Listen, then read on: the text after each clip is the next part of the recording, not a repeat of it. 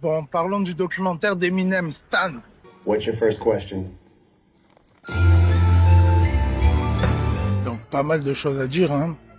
Premièrement, déjà, frérot, le documentaire, il est long de zinzin. Moi, je pensais que ça allait être un documentaire qui allait plus parler du phénomène Stan en général, pas forcément que de Eminem. Et en fait, si.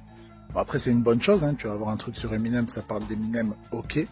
Mais voilà, c'est que du coup, sur 1h40, c'est un peu long, un peu redondant. Donc après, on a le droit à pas mal de belles choses, hein. On a notamment pas mal de lyrics qui sont illustrés à l'écran. Ça, j'ai bien aimé, j'ai beaucoup aimé d'ailleurs.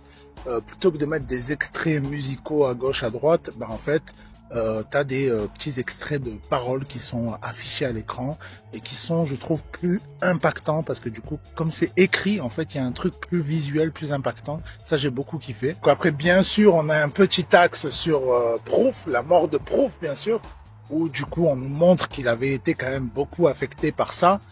Alors après, franchement, moi, pendant le documentaire, je sais pas ce qui est vrai, pas vrai, mais je me suis posé pas mal de questions sur, voilà, on a des interventions un petit peu de Dr. Dre, bien sûr, tout ça. We used to have a listening section. Back then, it was just cassette tapes. And he popped this one in and he said, what do you think about this? And it just happened to be Eminem's demo, and it had 5 songs on it. And one of them was a song called I Just Don't Give a Fuck. When you see me on your block with I thought it was just fucking fascinating. I had no idea that what I was listening to was a white guy, right?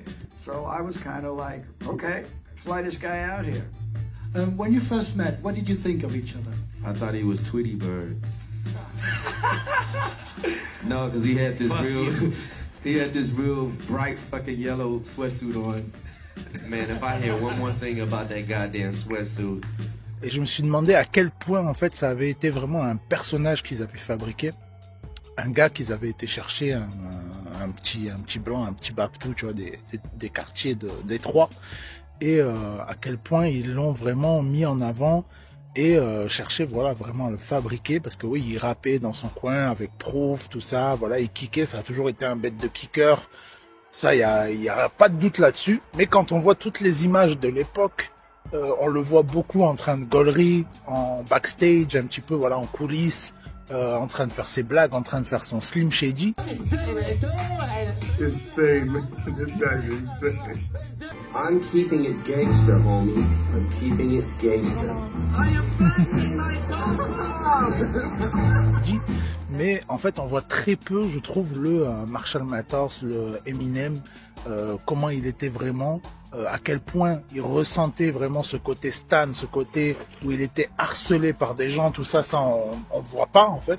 Donc j'ai trouvé ça très cool d'avoir certaines images que moi perso, je suis très très fan, j'avais jamais vu. Mais t'as pas le côté vraiment où lui s'exprime sur les stans, les fans toxiques, hein, comme on pourrait dire. Il n'y a pas tout ce truc-là.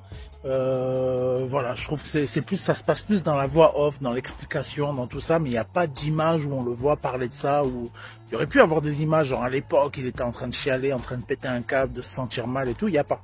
Donc ça, je trouve ça assez dommage en fait. Le seul moment où j'ai trouvé ça assez intéressant, le moment où il y avait vraiment du fond, je trouve que c'était le moment où ça parlait des mental health problems, voilà, les problèmes mentaux, les problèmes même d'addiction, tout ça, ça parle de beaucoup de choses autour de ça. Voilà, apparemment c'est pas mal de problèmes qu'il a eu. Donc ça, j'ai trouvé ça assez intéressant, ça faisait un parallèle avec pas mal de gens qui l'écoutaient justement, qui ont eux-mêmes eu ces problèmes-là. Et puis après, du côté des intervenants, je trouve ça un petit peu dommage. Je pense qu'ils ont essayé un peu de trop calculer le truc. En fait, ça fait un peu fake. Ils nous ont mis quelqu'un qui était transgenre. Ils nous ont mis même une indienne, tout ça. Donc, pas mal de gens de couleur et tout. Mais ça manque vraiment. En fait, moi, je m'attendais à avoir un petit peu des fans toxiques qui lui ont ruiné sa vie, quoi.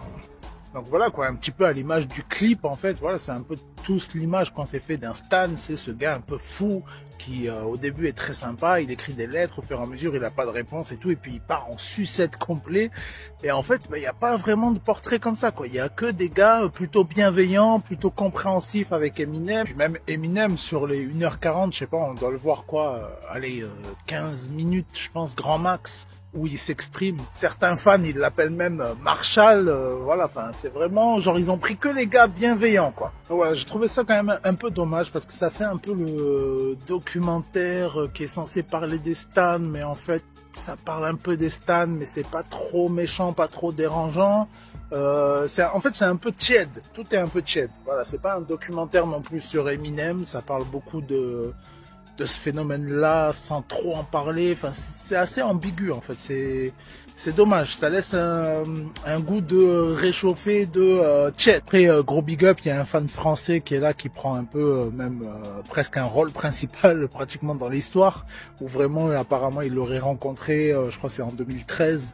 Il est monté dans sa caisse et tout, enfin histoire de zinzin, je vais pas trop spoiler, mais vous verrez parce qu'apparemment il va être diffusé en streaming. And 15 seconds later, the car stopped. Eminem bodyguard leave the car. Hey, Zolt! Marshall want to see you. Enfin bref, en conclusion, pour moi, franchement, j'ai kiffé, j'ai passé un bon moment, je me suis pas ennuyé, mais tout de même, je m'attendais quand même à un peu mieux, je m'attendais à plus d'interventions, je m'attendais à plus d'extraits aussi musicaux, des trucs peut-être qu'on n'avait pas forcément vu passer dans les paroles, des trucs de backstage, des vidéos, il doit en avoir 1 milliard de vidéos, des trucs de coulisses où il s'exprimait là-dessus et tout, et il n'y a pas. Un peu déçu, mais franchement, si vous êtes fan, jetez un œil.